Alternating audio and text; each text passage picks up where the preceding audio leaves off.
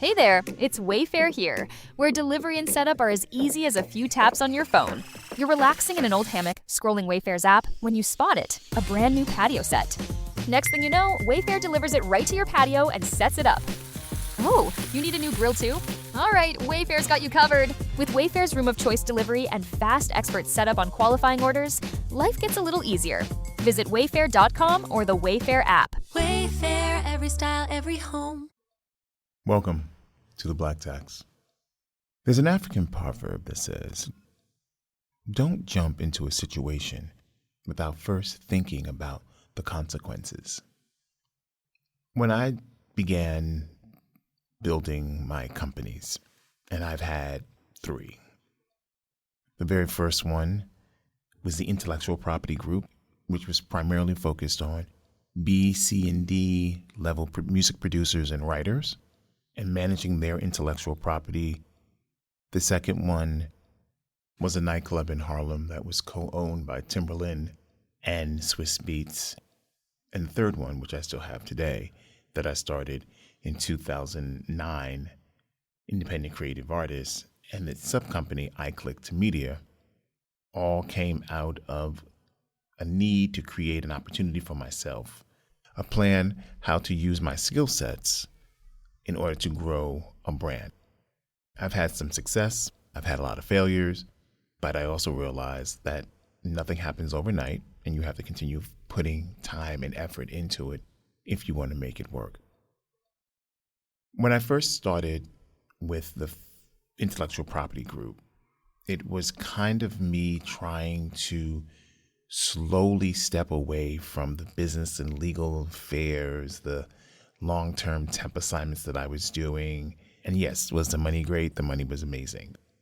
Those days are long gone. But I began to slowly take baby steps into representing and managing intellectual property. Still kept my day job, but it was a step here, another step here, another step here. Got together with 2 other people I thought were of the like mind, but they were more concerned about their own career and becoming artists themselves and not becoming artists/business people or business people/artists as I was. And it just blew up. But it blew up because they thought they knew what they were doing. One of them got a deal for one of our clients. The other one was working with them, and then they decided they were going to go with the client and build a business minus me, which wasn't a problem for me at all because I already knew what the problem was going to be. And what it was is that the material they claimed to own, they really didn't own. And they had worked with other producers, but the other producers had gone different ways and didn't want to be music producers anymore. But the moment that the deal popped up, it all got ugly, it all got crazy, and everybody lost, except me. So the first step in your baby steps of stepping out to test the waters is try something. I am doing a line of hoodies, t-shirts, so I made a bunch of them and I wear them and I test the water. And sometimes people see like, oh, I would like to get that, and I give them my phone number. They send me their size, they tell me what it is. I make the t-shirt, or I make the hoodie. I send it to them, everybody's good. And it's a slow process of building the brand identity, Black pride, Black culture, but it's also a necessary one. History, Blackness meets clothing. And I think that's the focus that I'm doing at this point. But they're baby steps.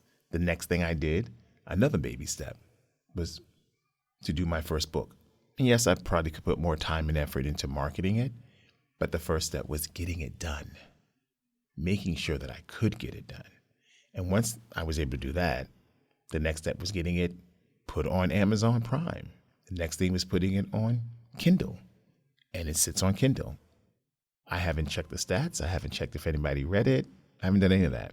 But I also know that I had to take the first step to create the concept, write it, edit it, write it, edit it, edit it, edit it, edit it, edit it, edit it, before I could release it.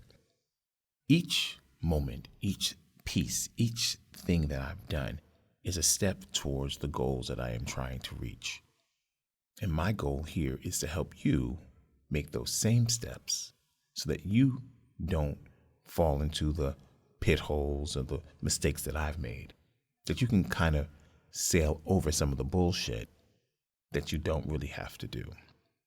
So I try to prioritize the things that need to get done and how they need to get done and the way that I have to get them done. And it's slow and it hurts and it frustrates me. And it's, the day pops up and something goes wrong like today, and I just want to throw my hands up and walk away from everything. But unfortunately, I don't have that luxury. Fortunately, I have to sit here and continue going through this podcast, put text message I got to the side, deal with it later, and finish this before my time is up. See, that is a prime lesson right there. I'm testing the waters of what I want to do, and because I'm testing those waters, I'm also opening an opportunity for it to become something greater. But I got to take the steps first. But they are difficult and require you to continue working in it, even if it doesn't bring a dollar, a penny, even if it's exhausting just to do it. You got to do it. You got to test the waters to see if what you believe you can do, you can do. If you don't test the waters, you will always live with, I don't know, maybe I should have tried it. Often we say we're going to do something and then we try it and it doesn't work out the way we think it's going to work out, and then we give up. That was me. That was me with another podcast. And everybody, I was like, yeah, I want to do one. I want to tell my story. And when it was time to do it, nobody came. So I let the podcast fall to the side and focused on this podcast. But with each baby step that I've taken in testing the waters, my skill sets have improved. My vocals have improved. I feel more comfortable doing it. Like I literally am sitting in a fishbowl right now, recording this with perfect strangers outside. Some paying attention, some not. But the outside confusion can't stop the goals that I am trying to reach at this moment. So, your first step in testing the waters is figuring out what the product you want and who's your buyer and how are you going to get them to see you. That's the first step. The second step is acquiring the product, a low cost, so you can make a profit off of each. Now, I don't know what that product may be for you. It could be anything. It could be a spatula, it could be a bowl, but you got to put the time and effort in to have the material so when the opportunity presents itself, you're ready to go. See, testing the water isn't just about having a product. Testing the waters is about being prepared for it and making sure you can reach the goals that you've set for yourself. Remember, change comes when you are ready to change. And when that happens, everything comes to fruition. Doors begin to open slowly, but they do open. And remember, the first step is the hardest. And once you make the first step, don't look back. Stay focused, because what's behind you was left there for a purpose. Stay woke. We out.